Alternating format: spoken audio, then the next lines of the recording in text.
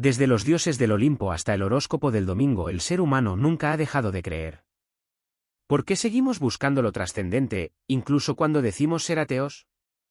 Hoy exploramos el enigma del Homo religiosus. La creencia atraviesa todas las culturas y épocas, desde las cuevas prehistóricas hasta las religiones modernas. El ser humano ha inventado dioses, mitos y rituales. Incluso hoy, en sociedades secularizadas, seguimos viendo formas de fe, supersticiones, teorías conspirativas, amuletos o ideologías políticas que funcionan casi como religiones. Este vídeo no busca discutir si Dios existe o no, la pregunta es, ¿por qué los seres humanos necesitamos creer?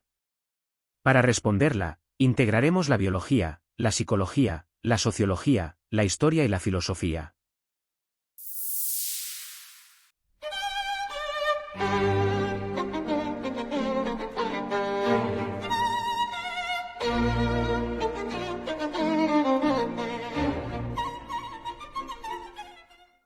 Antes de continuar, recuerda suscribirte y activar la campanita. Así no te perderás ningún nuevo episodio. Al nacer, somos radicalmente vulnerables, no caminamos, no vemos bien, no regulamos nuestra temperatura y no podemos alimentarnos solos. El único recurso inmediato es el llanto, un grito que de alguna manera activa un ente superior a nosotros, alguien que ofrece alimento, calor y protección. Para el recién nacido, sus cuidadores son literalmente dioses. Seres superiores que responden al clamor y garantizan la supervivencia más allá de su comprensión. La neurociencia explica este fenómeno.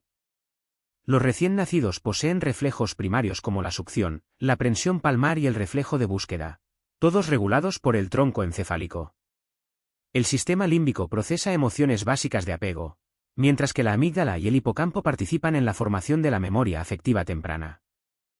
Los circuitos dopaminérgicos de recompensa generan confianza cuando el cuidado llega, reforzando la relación entre necesidad y respuesta. Estudios de psicología evolutiva muestran que el contacto piel con piel reduce el cortisol, la hormona del estrés, y favorece la liberación de oxitocina, que fortalece el vínculo. La psicología del desarrollo añade que la conciencia del yo aparece porque alguien nos percibe y nos valida. La llamada mirada social en los primeros meses es fundamental para construir la identidad. En otras palabras, existimos porque somos percibidos por otro ser. En la adultez, esa estructura se proyecta hacia lo trascendente, como orar o pedir ayuda a un ser superior, que puede interpretarse como un eco cultural de aquel primer llanto. No obstante, lo que en la infancia es apego, en la sociedad se transforma en religión organizada. La religión ha funcionado como una auténtica tecnología social, ya que promete premios y castigos invisibles o inalcanzables en vida, como el cielo y el infierno. Genera compromisos públicos como ayunos, votos y peregrinaciones. Y, por si fuera poco, actúa como señal de fiabilidad, quien sacrifica tiempo o recursos demuestra compromiso con el grupo. La psicología social muestra que los rituales colectivos reducen la ansiedad, sincronizan los cuerpos y refuerzan la identidad compartida. La neurociencia social ha demostrado que cantar o rezar juntos aumenta la liberación de endorfinas y activa las áreas del cerebro relacionadas con la empatía, y gracias a la sociología, con Durkheim, se explica que la religión es en el fondo la sociedad adorándose a sí misma. Las consecuencias de esto han sido ambivalentes. En lo negativo, guerras santas, cruzadas, inquisiciones y persecuciones.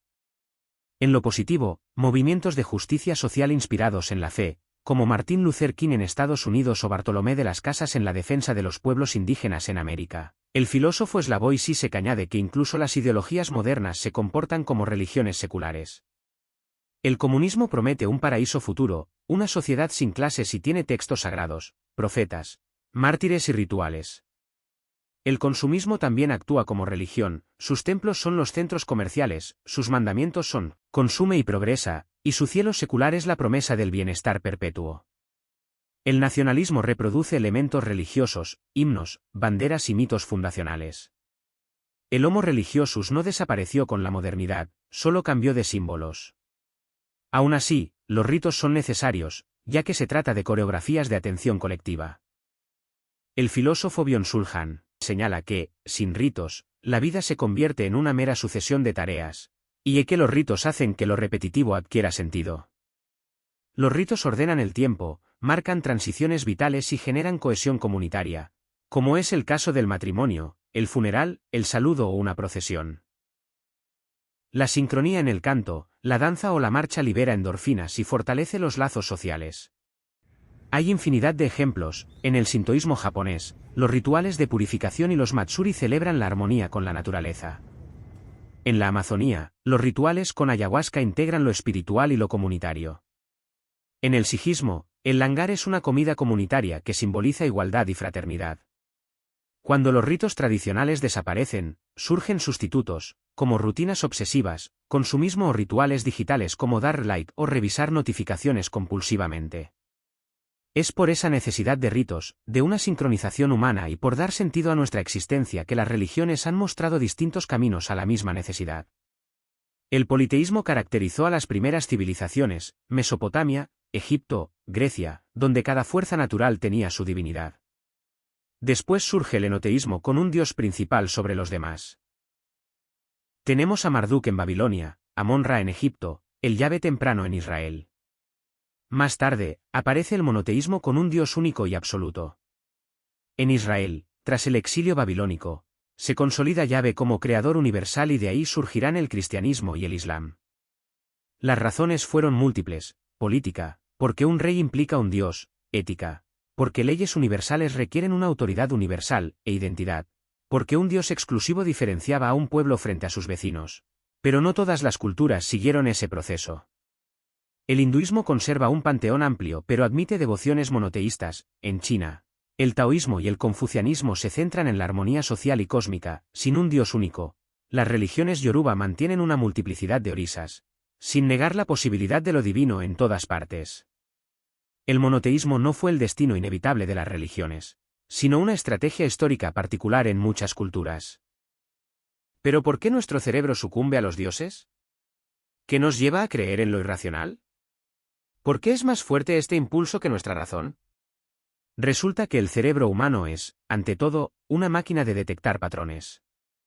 La neurociencia cognitiva habla de un sesgo conocido como hiperagencia o detección hiperactiva de agentes, mecanismo que nos lleva a suponer intenciones incluso en fenómenos naturales como un ruido en la oscuridad, una sombra o una tormenta inesperada.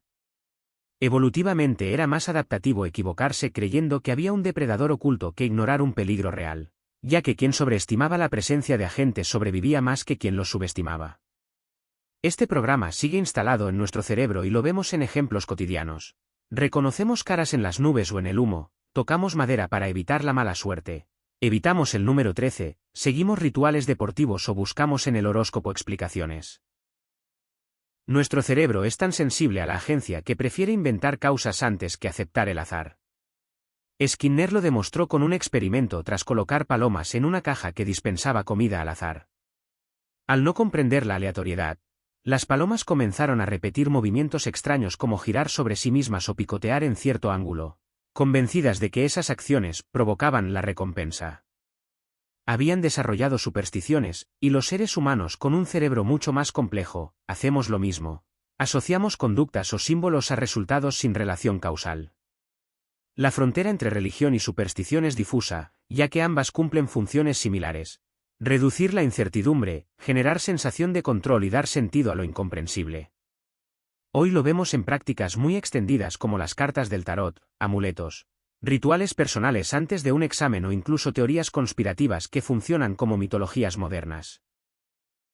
La psicología social muestra que estas creencias reducen la ansiedad y aumentan la autoconfianza, aunque no tengan eficacia objetiva.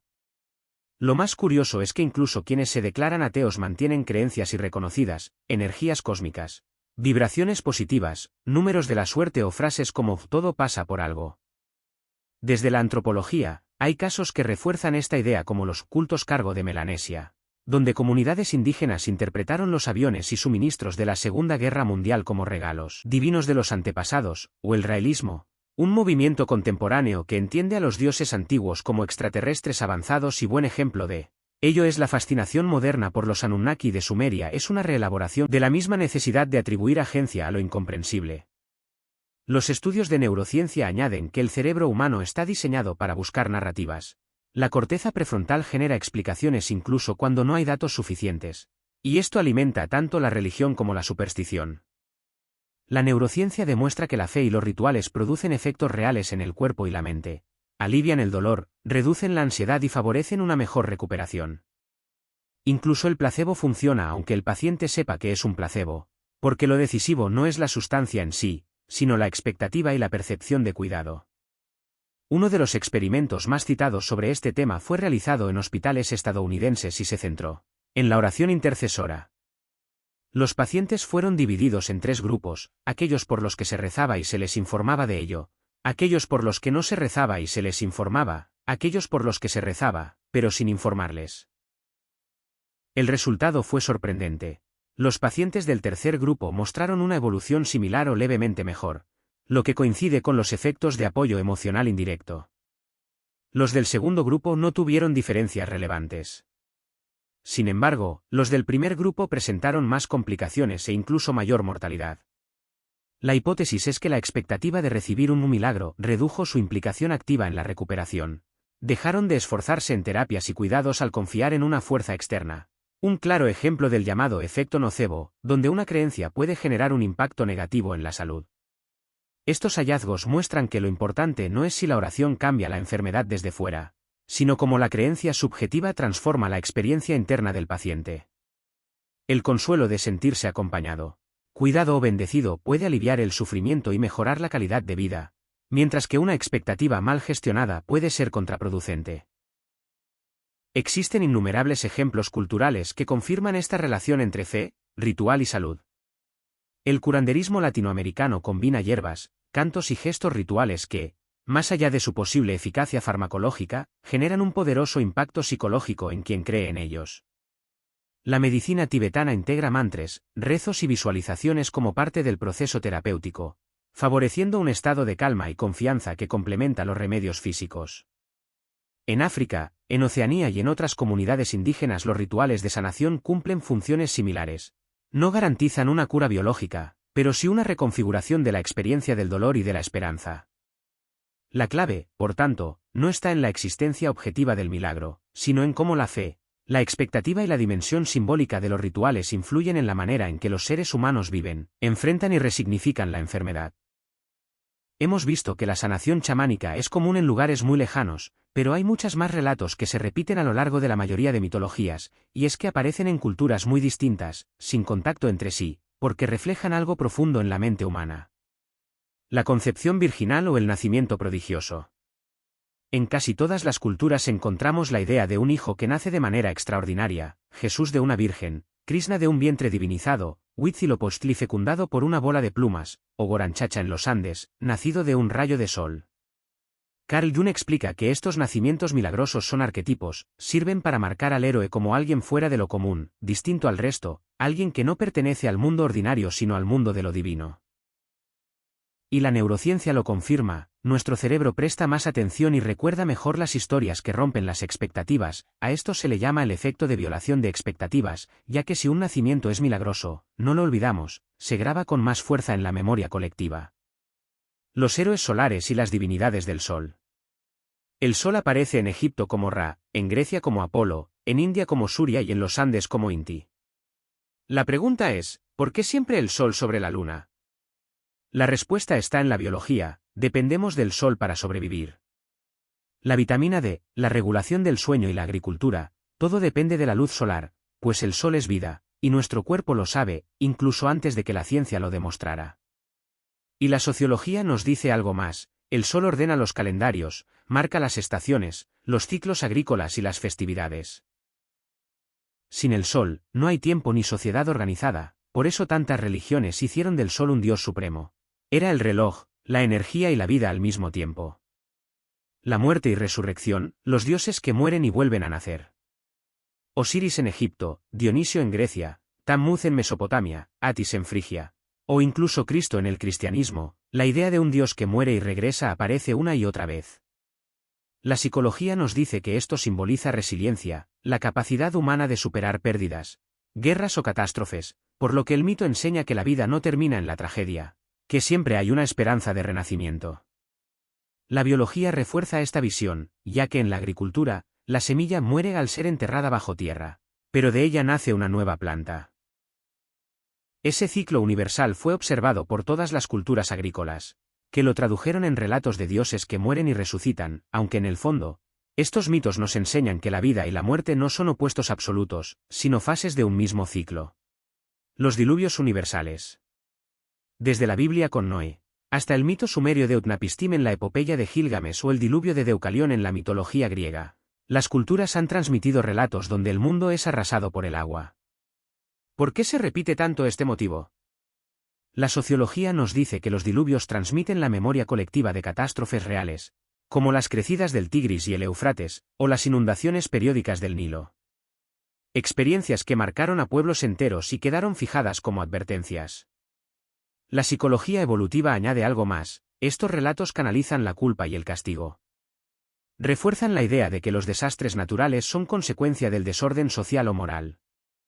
En otras palabras, si rompemos el orden, el mundo mismo se desborda.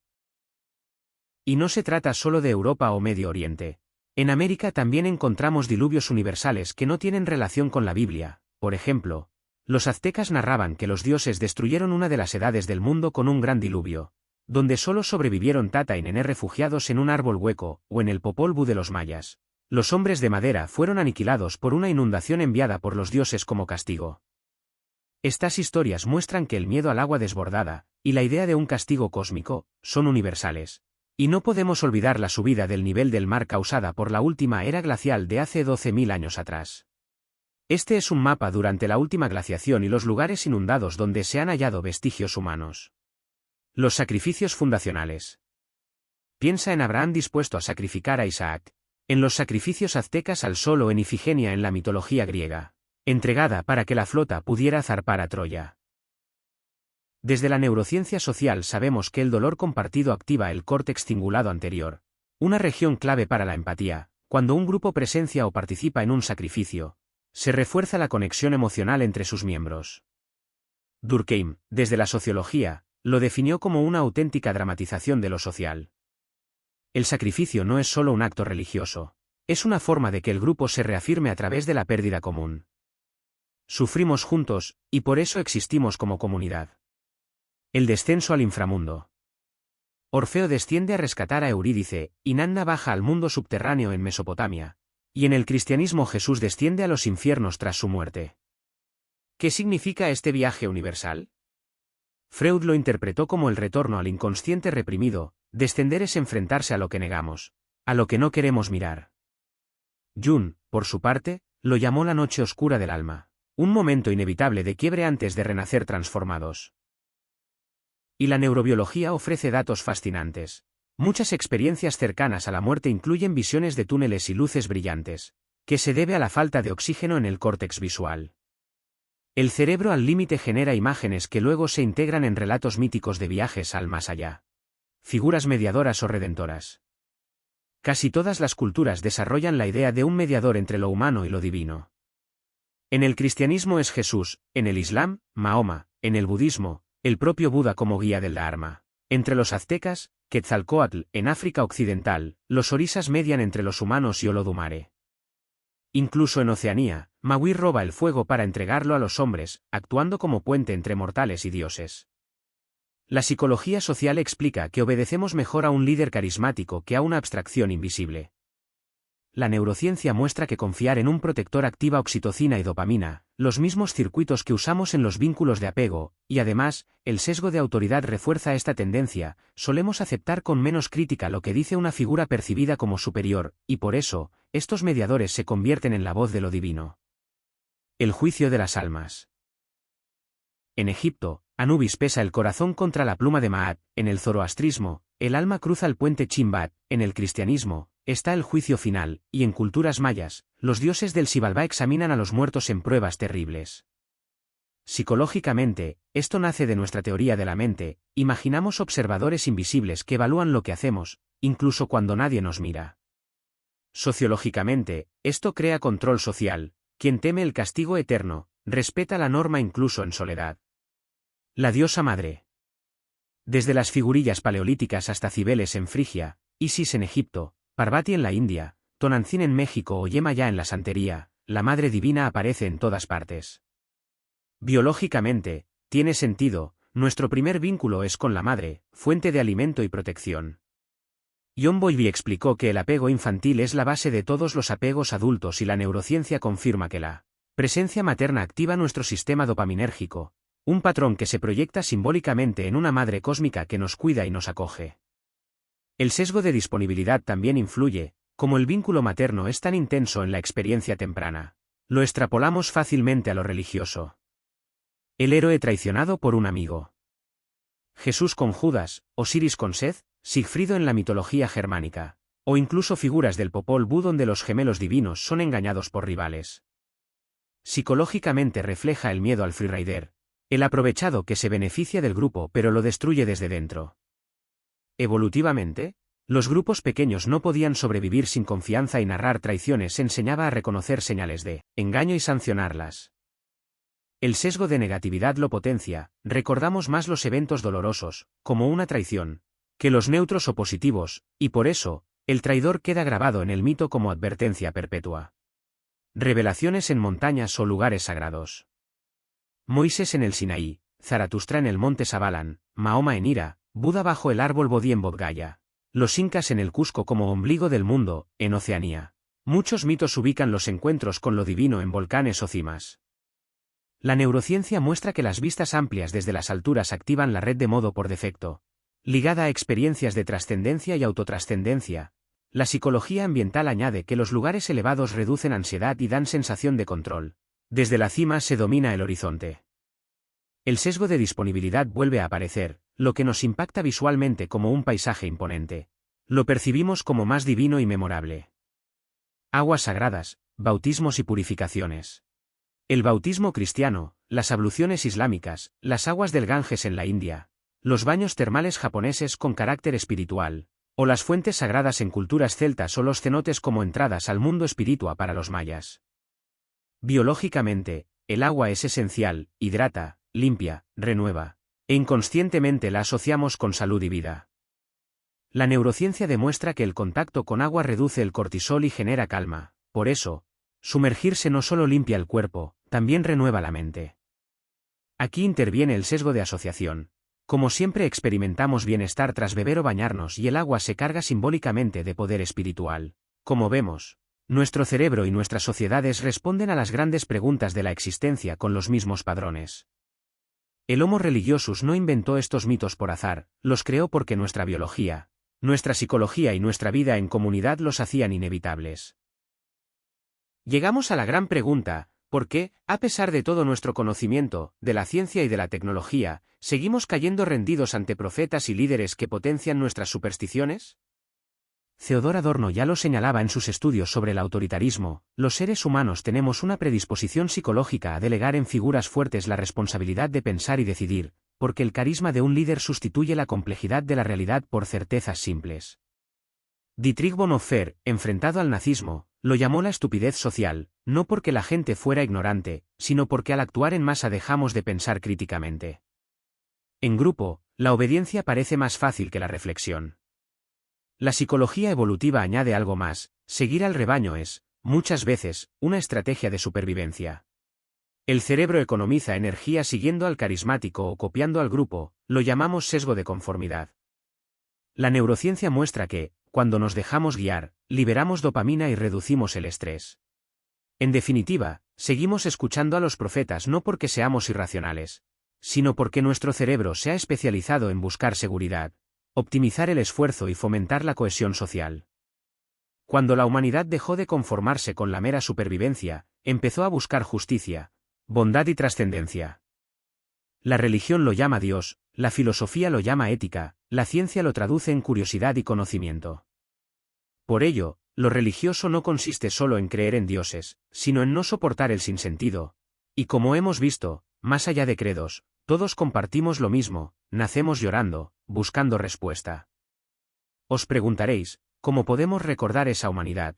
¿Cómo practicar la espiritualidad sin Dios o cómo darle sentido a los frutos del azar? Si lo que buscas es una forma sencilla de recordar tu humanidad sin necesidad de dogmas, te propongo 3 pequeños rituales seculares. 1 minuto de gratitud cada mañana, 10 minutos de silencio sin pantallas. Un acto gratuito de cuidado hacia otra persona. Pequeños gestos que nos recuerdan que lo sagrado, quizás, no está fuera de nosotros, sino en la forma en que cuidamos lo que compartimos. Y ahora te pregunto a ti, ¿qué ritual tienes en tu vida que nunca abandonarías, seas o no creyente? Déjamelo en los comentarios, porque este canal no busca imponer respuestas, sino abrir preguntas que nos unan como seres humanos. Te dejo en comentarios la bibliografía de este vídeo y te aconsejo algún que otro libro. Si te ha gustado te recomiendo mi obra, El sueño de Brahma. Novela histórica ubicada en el siglo III a.C. entre la India y Persia. Muchas gracias y hasta el próximo vídeo.